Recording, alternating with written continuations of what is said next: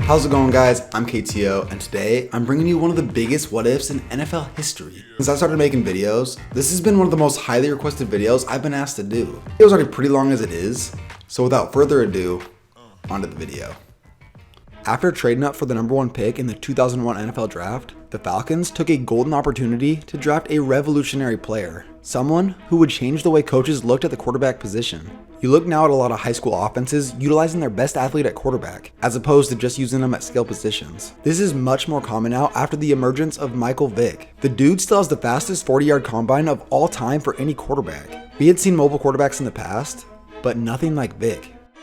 You ever play Madden 04? Vick was unstoppable, which honestly wasn't that far off from real life at the time. He appeared in a uniform from 01 to 06, and Vick came into his own his second season, earning his first Pro Bowl nod and becoming a league-wide phenomenon. He quickly became a favorite among football fans everywhere, and had one of the hottest selling jerseys of all time. This is back when Reebok still made jerseys. His rare athleticism left fans in awe, and defensive coordinators scratching their heads. From that moment on, despite an injury that kept him mostly out of his third season, his unconventional yet graceful style of play would make massive strides over the course of his next 3 seasons. He became so dominant, he earned 2 more Pro Bowl appearances, set multiple records, including becoming the first quarterback to rush for 1,000 yards in a season, and carried the 2004 Falcons all the way to the NFC Championship game. Let's just say Vick earned a pretty decent contract. He signed a 9-year, $130 million extension after that 04 playoff run. Wow. Now truly entering the prime of his career, a career that seemed destined for Hall of Fame greatness.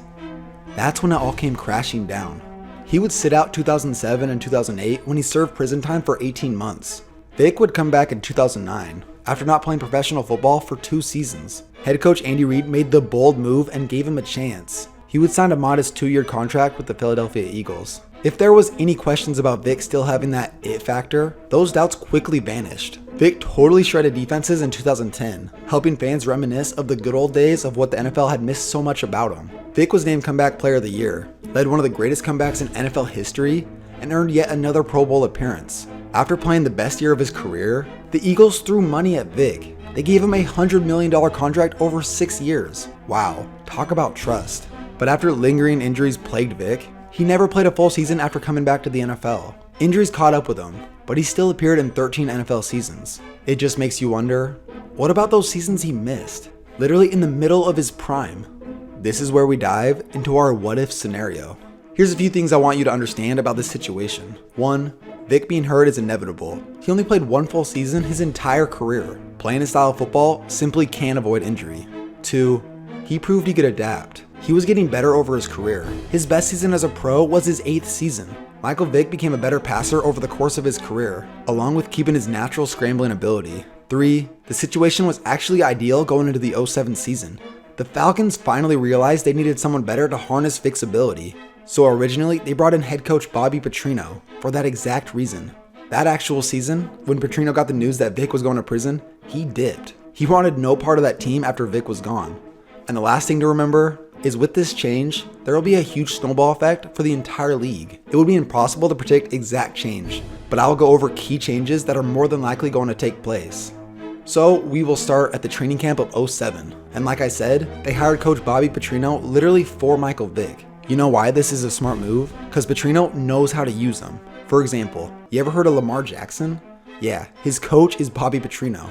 I know that's college ball, which is a whole different game, but the comparison between the two is similar no less. What I want you to understand is Petrino designed an offense literally around Lamar Jackson and played to his strengths. The playbook and game planning he had used for Michael Vick was constructed of the same. So now because Vick stays, Petrino won't dip mid-season, where he went to the University of Arkansas and got involved into a scandal of his own. But getting back to the point of this video, the original 2007 Falcons went 4-12. The game plan used by Petrino didn't work for the journeyman quarterbacks he had to use, because they obviously couldn't do what Vick did. Not even close. Much like Petrino's offense at Louisville, they were built to outscore people. You know who this will help out? You guessed it, Michael Vick. I see the Falcons winning 4 more games with Vick at quarterback, going 8-8 in Petrino's first season, which isn't bad considering the horrible defense they had statistically. But the Falcons will ultimately miss the playoffs. Now here is where change starts to snowball. Originally slotted at the number 3 overall pick in the 2008 draft, the Falcons filled the gaping hole at quarterback and drafted Matt Ryan. But because the Falcons improved in their record, they dropped all the way to the number 15 pick. So that now leaves us with the question, where does Matt Ryan fall? That's where we go to the number 7 pick. Originally, the Baltimore Ravens. The Ravens originally traded out of this pick because Matt Ryan was drafted by the Falcons. But in this scenario, Matt Ryan's still on the board, so the Ravens stay in that number 7 spot and pick up Matt Ryan. But remember, this was the same draft where the Ravens picked up Joe Flacco. So now that stirs another question.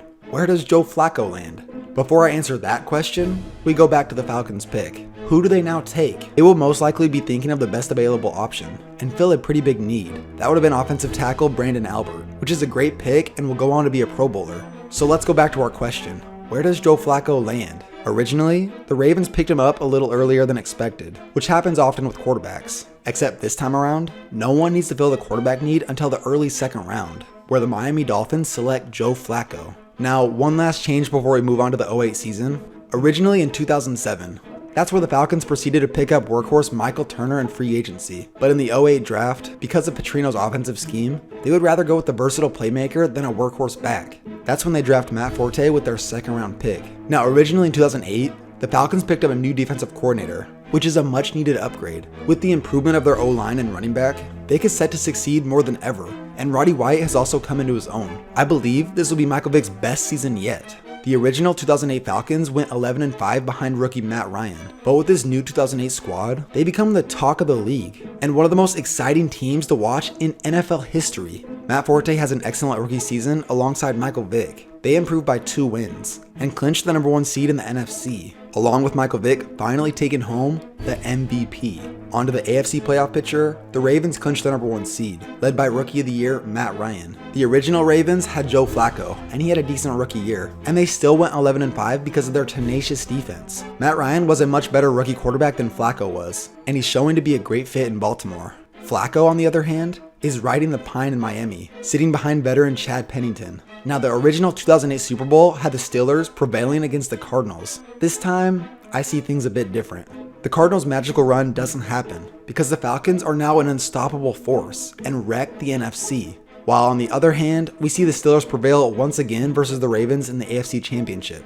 But Matt Ryan has taken complete control of that offense in Baltimore and is looking like a franchise quarterback. Now, we move on to Super Bowl 44. This game would have been one for the ages. The Steelers look to add to their legacy, and NFL fans finally get to see Michael Vick reach a Super Bowl, and he earned a league MVP. But much like the original 2008 Super Bowl, I see it coming down to the wire, but the Steelers take it in the end. The team was just too well balanced, and Atlanta was still working the kinks out on their defense.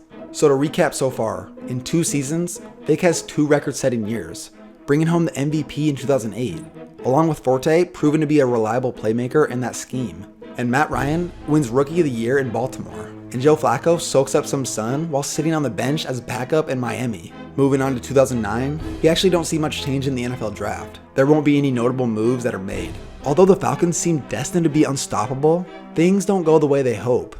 Look, with Michael Vick's great talent comes with great risk. I believe he either gets hit with an injury that takes him out for an entire year, or he's consistently injury plagued and never is consistently effective. The Falcons will disappoint and actually miss the playoffs. Meanwhile, Ravens fans are getting excited about what the future holds for Matt Ryan. He's working day in and day out with quarterback coach Hugh Jackson, who might be the best quarterback coach in the entire league, not named Kyle Shanahan. In real life, Hugh Jackson made everyone believe that Joe Flacco was an elite quarterback. Also in Miami, Joe Flacco gets the reins of his team and shows promise, helping the Dolphins to a wildcard spot. But I don't see much change in the 2009 playoffs. New Orleans still goes on to win the Super Bowl. Moving on to 2010, Vick looks to bounce back. Matt Ryan looks to put together a run, and Joe Flacco is coming into his own. To be frank, I just don't see Vick staying healthy once again. He couldn't avoid it in real life, and in this scenario, it's much of the same. Just can't avoid missing games, which is truly starting to hurt the Falcons. The Falcons start to become worried. They still have a massive contract attached to Vick, and he hasn't stayed healthy for 2 full seasons. Thoughts begin creeping into the minds of fans in the front office. Should they move on from Michael Vick?